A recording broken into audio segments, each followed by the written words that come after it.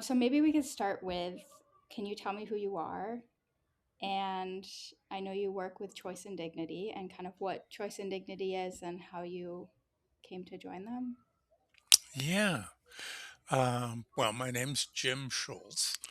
Um, Choice and Dignity is a small nonprofit um, headquartered here in Tucson, Arizona. Um, the majority of our work is in end of life education and resource and referral work for the folks who are interested in death and dying. And in particular, I think our specialty is end of life hastening. Hmm. Um, a lot of organizations and folks are reluctant to talk about that, but that's kind of a prime driver of the organization. Okay. So How did you decide to get into this kind of work or yeah, well, our my wife has a very strong genetic line for Alzheimer's. And she has a sister who's 10 years older. And, for us, it's been kind of ghost of Christmas future. Hmm. Um, Her sister is now in memory care. And it's, every time we'd go to visit her sister, we'd leave and Sheila would look at me and say, just shoot me. Um, and I said, well, yes, dear. but but obviously, shooting my wife wasn't a good solution. So Yeah. we came to be exploring other options, and that's when we ran into Choice and Dignity. Fellow by the name of John Abraham was the founder of the group here, and he had written a book called "How to Get the Death You Want," and so read the book, went to a class or two, um, and then they were looking for volunteers to join the board, and so I stuck my hand up, and time passes. Suddenly, I'm president. So yeah, And how long have you been with Choice and Dignity now? oh, gosh, I think it's about 3 years now. Okay. So trying, like any small nonprofit, just trying to keep things rolling and finding enough volunteers to do all the work. Yep. And so you offer classes in person, I know. We Can you do. talk a little bit about what that is and what you do in the class? Yeah. The, well, let me jump back for a minute and talk about some of the other offerings because as you alluded to earlier in our conversation, people are really reluctant to talk about death and dying. Mhm. And so a lot of the offerings that we do at Choice and Dignity are just opportunities for people to come together and discuss death and dying. Okay. So um, we run death cafes where people come together and there's no particular agenda at those events. So people come in with questions. And we talk about the questions the group wants to talk about. Um, we also run what we call mortality movies, where we'll pick a movie that focuses on some aspect of death and dying. We view the movie and then have a discussion about the issues there.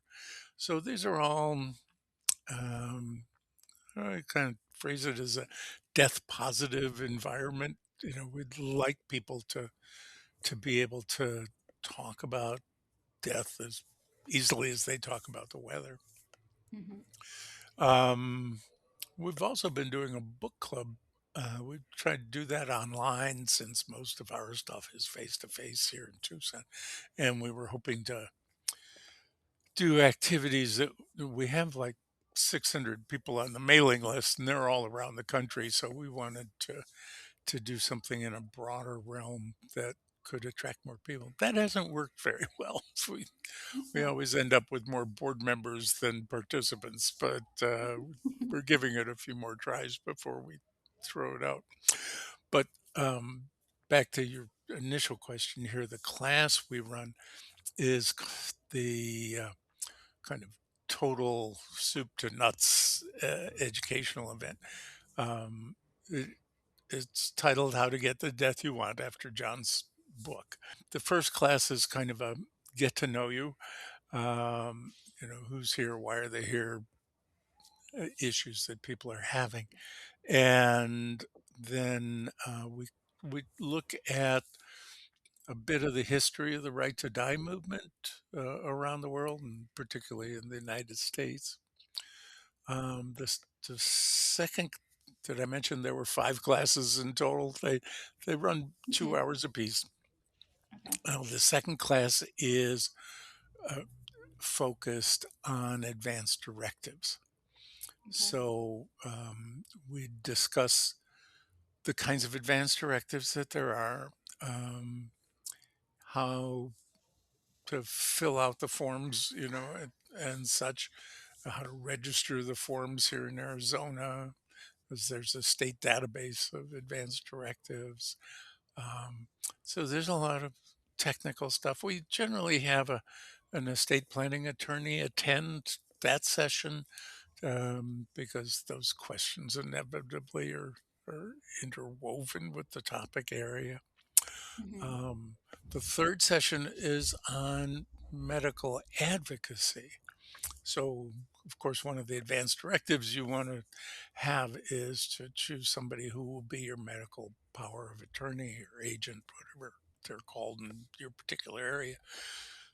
Someone who can speak for you when you can't speak for yourself. Hmm. Um, and so we hit that from 2 angles. One is, how would you pick somebody to be your medical advocate? What are the qualities you're looking for? And then the other side of the picture is, if you're acting as a medical advocate, how do you do that well? Um, because oftentimes we find that getting your advanced directives listened to can be a problem. So we talk about techniques for making sure the medical organization is listening to the wishes of the person they're caring for.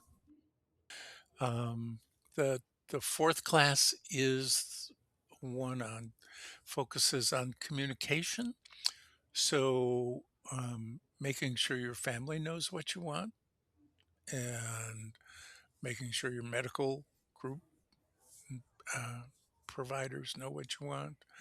Um, we talk a lot about um, legacies.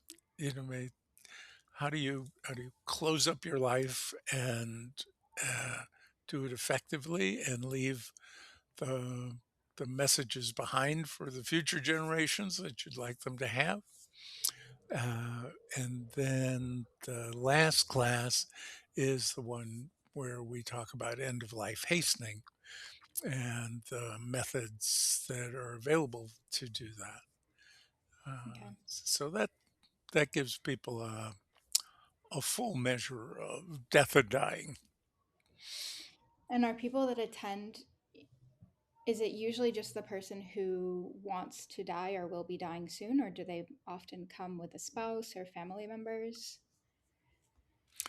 Yeah, we get a good mix of people.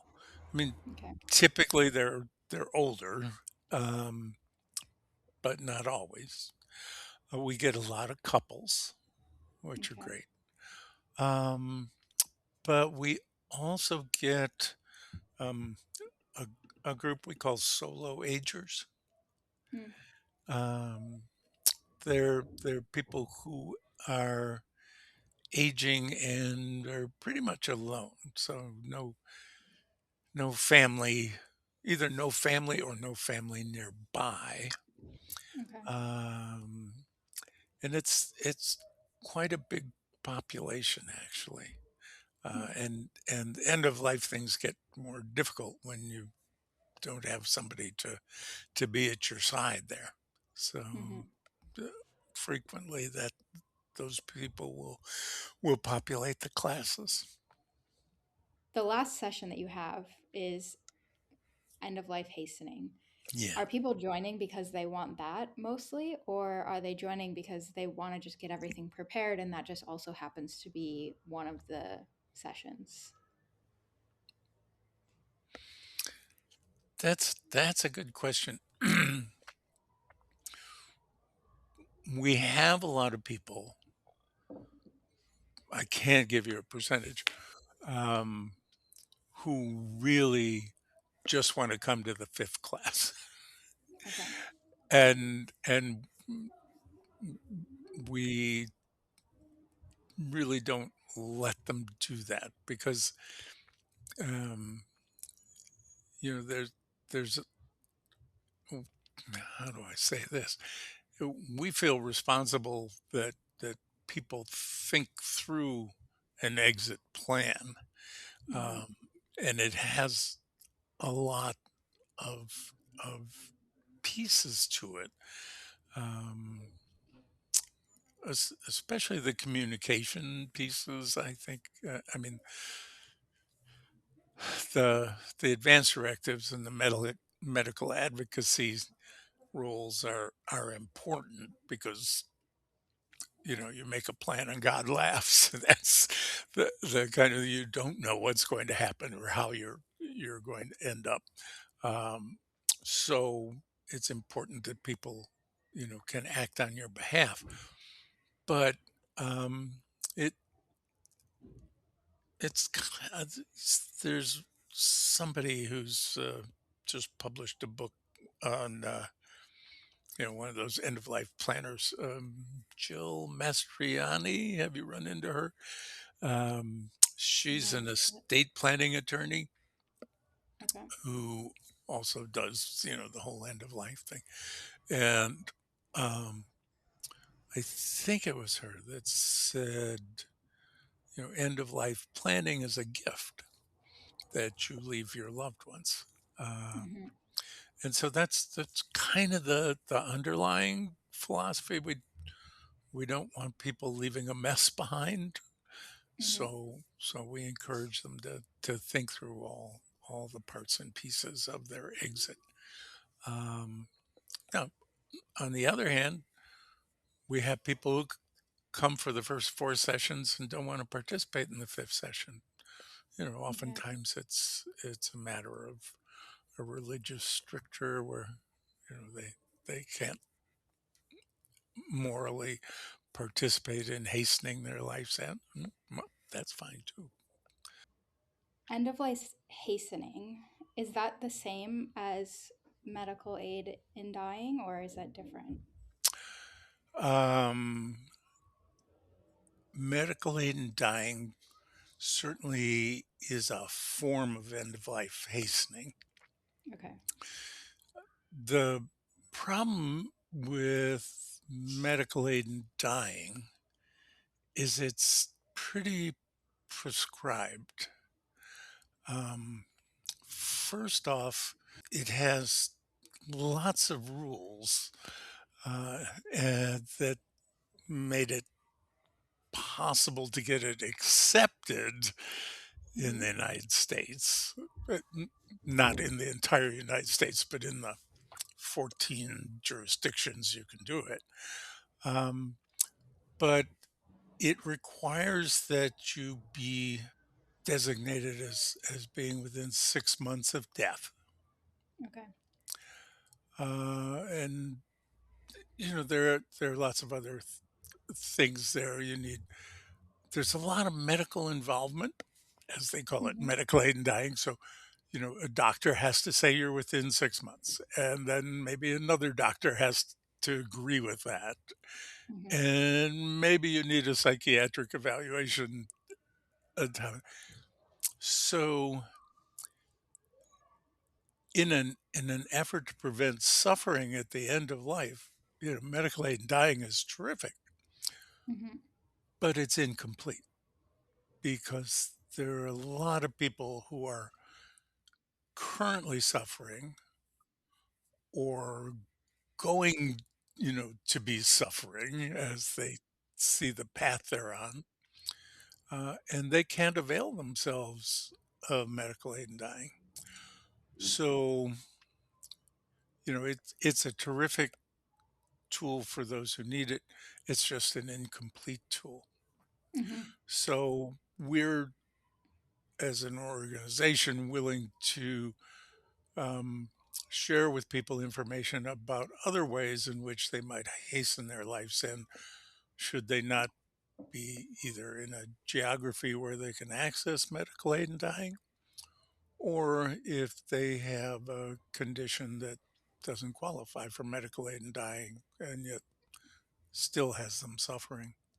What would be an example of a scenario that wouldn't necessarily qualify for medical aid in dying that somebody might want to hasten end of life? Yeah. Most of the, I think, situations where you'd find that is where someone has a neurodegenerative disease. Hmm. So, dementia, Alzheimer's. So, in a lot of cases, there, the path is there. It's a pretty ugly demise. Hmm. It can be a very expensive demise. And a lot of people just, don't want to suffer through that, and B, don't want to make their families suffer through that. Right. So they would be looking for an alternative. Perhaps the the one that gets talked about most is the use of an inert gas exit, where you use a gas such as nitrogen to eliminate the oxygen in your system, and you get a fairly quick and some say euphoric passing. Mm. Uh, so it's those kinds of things. I mean, obviously, with the preponderance of guns in the United States, a lot of people resort to that. Um, Hmm. but that's a pretty ugly death, It is, and yeah. it leaves a lot of ugliness for the survivors to clean up. And so, we encourage people to avoid that. But yeah, the neurodegenerative diseases are the ones that are most common. How religion plays into kind of what your organization is doing and how that comes up at all? Yeah, well, we're agnostic, of course. We do take umbrage when somebody else tries to push their religious belief upon us. Hmm. Um, you know, it's your religion. You act in your beliefs, and that's fine. But to try and structure my action based on what you believe, is just not Yeah. okay. So we're willing to push back on that. Okay. And clearly as we're promoting end of life hastening, there are lots of religious organizations that are fighting against it. I know you mentioned with the medical aid in dying, you sometimes have to get a couple doctors to sign off plus a psych eval. Um, I'm assuming that's a lot to do with wanting to prevent people who want to die by suicide. Is How does that tie into what you're doing? We don't see people who want to hasten their end of life. as suicidal. Okay. I mean, certainly that's a possibility, Hmm. but, um, and I think the last time I looked at, suicide numbers in the United States, the path had been going down except for one particular age group, and that was the over 65s. And people are going, that's terrible. I'm going, not so fast. Yeah. There's a difference, and we haven't built the language to deal with it. Um, there's one collection of phrases. It's like old age rational suicide, Mm-hmm. as a differentiator, um, and and it kind of takes into account the folks who have l- lived a full life. They aren't necessarily ill, Hmm. they aren't deathly ill, but uh, you're in your 80s, your 90s. You can't hear, you you can't see, you can't taste, you can't toilet yourself like there's this general sense of deterioration, and people can look back and say, "Look, I've had a good life. I can't do the things that gave me pleasure any longer. I can't read, I can't write, I can't uh, you know, my friends are gone. It's time for me to go." Hmm. And I don't argue with people who take that kind of position. I don't see it as suicidal. Hmm. I just think it's a recognition that we've lived a good life and time time to exit. Yeah, I agree. Okay. What about, I know you're in Arizona and people can come in person. How would you recommend people find info around end of life hastening or medical aid in dying for where they're living? Like, what's the best Uh, way to figure that out? well, if I could get the search function working on my website, I'd recommend people come to the website. We've been choiceanddignity.org is our URL, and we've been uh, over the last year or so assembling resources on the website, um, that that certainly people can avail themselves of. The In terms of, if you're in one of the 14 jurisdictions where medical aid in dying is available, um, there's there's I think in all cases, uh, a state end of life organization that Okay. will help people. So, end of life Washington, end of life California, end of life New York, about to be. Um, Hmm. so everybody's got a website that helps people within the state. Bigger problem perhaps is for people who would like to avail themselves of medical aid in dying, and don't live in one of the jurisdictions that allows it. So, and Arizona is probably a good example of that. We don't have medical aid in dying here. Um, to our east, New Mexico has medical aid in dying. To our west, California has medical aid in dying. Um, both of those states have some sort of residency requirement. Mm. So, but that's not a blockage. I mean, you can get to California, you can rent a place there, and suddenly, you're a resident, and Hmm. with truth, you can say, yes, I intend to be here for the rest of my life. So, That's yeah, true. that's Might fine. be a it might be a short period, Might be a but short time, but yeah. And of course, there are 2 states, I think it's Vermont and Oregon or Washington, one of those 2, that don't have a residency requirement. okay. So but on the other hand, a lot of the people who would like to avail themselves of medical aid in dying are sick, right? That Right. so, travel becomes, an impediment for a lot of Hmm. folks. Um, and of course, the one of the other options for life end hastening is Switzerland.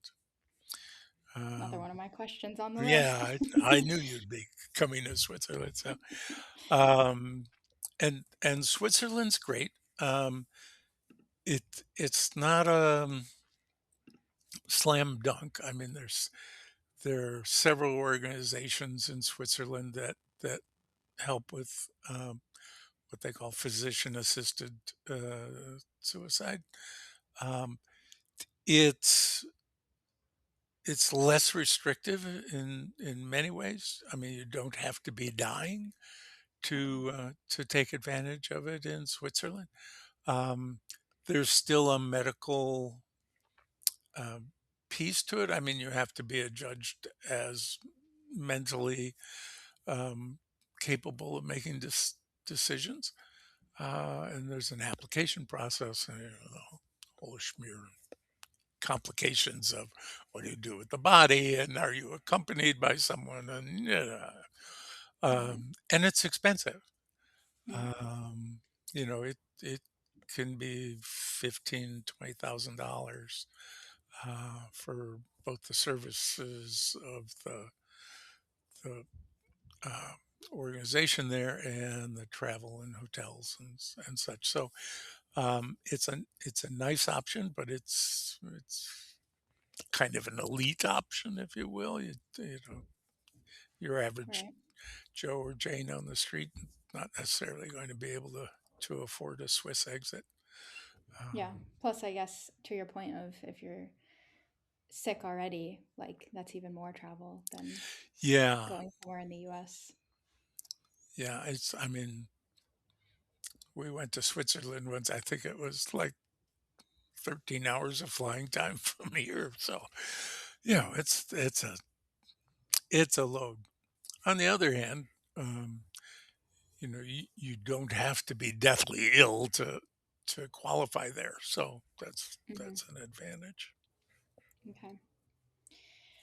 Um, how does all of this tie in with like legal stuff? Like, stop there with my question, but like, how does that all work together? Or does it not work together at all? It Yeah, that's a good question. Um, it it's it's very messy and in some cases quite risky for people. The state laws are kind of a hodgepodge. Suicide is not illegal. Okay. So that's a good foundation. Um, you can take your own life, and that's up to you. That's fine. The problem becomes when someone else is present, and then the risk of them being accused of assisting in a suicide, which is a crime. Okay. Now, in the MAID states, they've they've legislated that problem away because they've declared that MAID deaths aren't suicides, so that people can be present and people can help in the preparation of the drugs. I mean, there's still a I have to ingest the drug on my own requirement, but it certainly made it easier. Hmm. Um, it's more problematic when someone is planning to exit and they aren't in a MAID state and they would like some companionship Right. as they do this. So the husband and the wife might like to be holding hands when one of them exits or snuggling, and the current laws make that pretty risky. Mm. Um, so it's kind of at the whim of the prosecutor, who gets prosecuted for assisting in a suicide. From our point of view, we try to make sure that the only thing we're doing is providing information. And so, and we do that under the protections of the First Amendment. Okay. But even that isn't a clear path. Um, so I think that's why you'll see organization, and we shouldn't neglect to discuss the Final Exit Network folks, because they are the ones who will provide a compassionate presence and an exit guide, if you will, Mhm. for people who are exiting. Um, and but they're very restrictive in terms of who they can help. Okay. Um, Going back to the idea of the family communications, um, if somebody applies to Fend for help, um, one of the things they do is review the familial situation, uh, and if there's somebody who's violently opposed to this person taking their own life, that's probably not going to be a case they're going to be able to help in, because Mm. you always get the aggrieved relative who then files a court case, and there's tons of, even if not legal liability, legal expense, Hmm. um, that they have to go through in fighting. So, but once again, very important just to provide information and not assistance in any way. Okay. So Can people attend the class that you offer online if they're not able to come in person, or is it just? we don't offer the class online. The reason is that the fifth class of end of life hastening, I mean, the first four classes would be fine online, but um, because of the dangers of misuse of the information, going back to the suicide. So, I mean, we can explain how you can end your life using a nitrogen bag, inert gas exit, but we don't want that information getting into the hands of a 16-year-old who's depressed because his girlfriend found another guy. Hmm. That's just inappropriate. Okay. And so we keep the information pretty tight to our vest. Okay. Uh, No, that makes sense. Not that a 16-year-old couldn't find the information on the internet if they wanted to, but we don't Yeah. want to be the provider. Right. Because then it puts you in a bit of like a legal situation, sticky Yeah, situation, probably I as mean, well. yeah, there would be legal liability, but it's more a moral judgment, that there's this line somewhere that says humans ought to have autonomy over their bodies. Hmm. Um, but the other side of that is, well, let's make sure that brain is fully developed before Hmm. giving them full autonomy. I have covered all the questions that I had written down. I added some as Oh, we okay. talked. I made it through without too many stumbles then. No, you did great. But I wanted to also ask if there was anything that I didn't ask you that you think is important relative to kind of what we talked about, or anything else you wanted to add. Well, uh, there's one item of end of life hastening that we didn't talk about, which is the voluntary stopping of eating and drinking, Mm, okay. VSED for short. Um, and it's kind of an enigma because you know suicide is legal. Assisting a suicide is illegal, except in the case of VSED. Oh, really? Yeah, uh, for some reason, if I choose to end my life by stopping eating and drinking, that's my right to do, and it's not considered a suicide. Hmm. So, which is a good thing because I can't take that path without a great deal of support, actually, Hmm. um, because the average visa death probably takes 10 to 14 days. Hmm. And in the first few days, I mean, you're fine. You're just not eating and drinking, but then the body really starts to degenerate and deteriorate, and you need help with toileting and you know all the rest of the stuff. So that's kind of an odd point within the end of life hastening world. Um, That is odd. I did not know yeah, that. but it is an option for people who don't have any other options. You know, I Okay. don't. I haven't found anybody who goes, "Oh yeah, that's the way I want to go."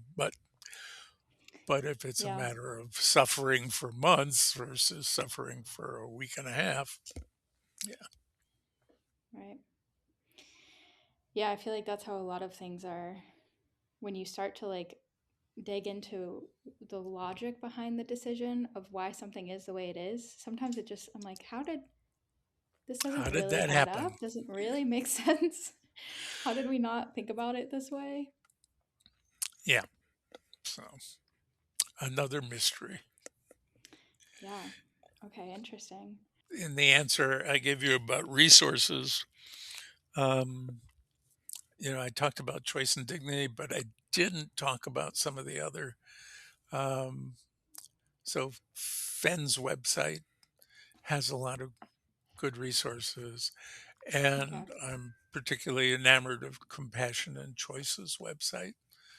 'Cause they have a lot of good resources as well, and I think both of them have hotlines for Okay. people to call in and ask questions. So Okay. that might be I was useful to your viewers. Yeah, I was planning on putting your website, and I'll add those as well, just for people if they're interested, they can go um, look at stuff. Yeah, and they Cool. can always, you know, we we have what we call a warm line, so people can call in. It's nobody's going to answer it, but we get a message that says somebody wants to talk. So Okay, and then you call them back. yeah, Okay, I like that warm line. Alrighty, thank you very much for doing this. I think my this is pleasure. I'm one of my happy most interesting topics. Yeah, I'm excited for it. happy to help you out. Happy to spread the Thanks. word. So okay, thanks, Emily.